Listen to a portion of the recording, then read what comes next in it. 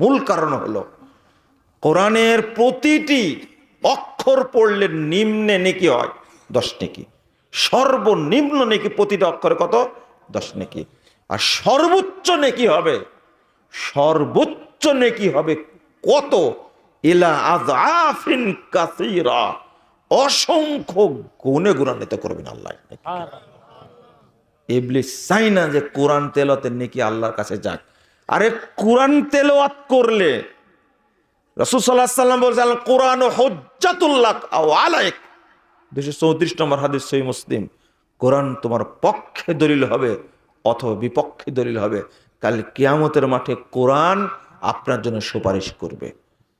মারা যাবেন, কোরআন আপনাকে পাহারা দিবে।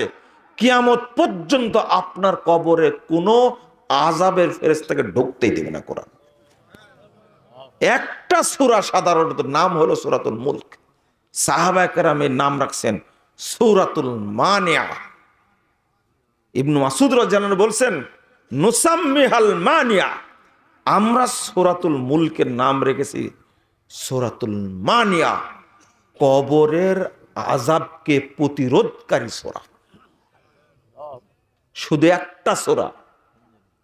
তাবরানী কাবিরের মধ্যে আসছে 9438 নম্বর হাদিস। রাসূল সাল্লাল্লাহু আলাইহি ওয়াসাল্লাম বলছেন মাইয়িতকে মাটি দেওয়ার সাথে সাথে কোরআন তার মাথার কাছে কিয়ামত পর্যন্ত পাহারা দেবে যেন আযাবের ফেরেশতা ঢুকতে না পারে সে মধ্যে। দাফাআতহু তিলাওয়াতিল কোরআন। এই জন্য ইবলিস চেয়েছে কোরআন পড়লে তার নেকি যেন আল্লাহর কাছে না যায়। কোরআন তেলাওয়াত করলে চোখে বরকত হয়, কোরআন তেলাওয়াত করলে ব্রেনে বরকত হয়, কোরআন তেলাওয়াত করলে পরিবারে বরকত হয়, কোরআন তেলাওয়াত করলে চেহারায় বরকত হয়, কোরআন তেলাওয়াত করলে সারা দিন যা করবেন প্রতিটি কাজে আল্লাহ বরকত দান করবেন। ইবলিস কোনোদিন চায় না। রাসূল সাল্লাল্লাহু আলাইহি ওয়াসাল্লাম বলছেন ইকালু লিসাহিবিল কোরআন ইকরা ওয়ারতাকি ওয়ারাত্তিল কামা কুনতা তুরাত্তিলু ফিদ দুনিয়া ফাইন্না মানজিলাক ইনদা আখিরি আয়াতিন তাকরাহা। হাফেজ সাহেব, তুমি ওঠো, পড়তে থাকো। ওয়ারাত্তিল কামা কুনতা তুরাত্তিলু ফিদ দুনিয়া, তুমি ওইভাবে পড়ো যেভাবে দুনিয়াতে পড়তে। তোমার সর্বোচ্চ জায়গা ওখানে হবে যেখানে গিয়ে তোমার তেলাওয়াত থামবে। পৃথিবীর কোনো মানুষকে বলা হবে না তুমি জান্নাতে কোথায় থাকবে, যাচাই করে বাছাই করে নাও। একমাত্র কোরআনের হাফেজকে বলা হবে তুমি যাচাই করে নাও কোথায় থাকবে। এত দাম। সব হাফেজ তেলাওয়াতের পরে পড়ে কি সাদাকাল্লাহুল আযীম ওয়া সাদাকা রাসূলুহুন নবিয়্যুল কারীম ওয়া নাহনু আলা যালিকা মিনাশ শাহিদিন। পড়তে আছে বোকাটা, বোকা বুঝেই না।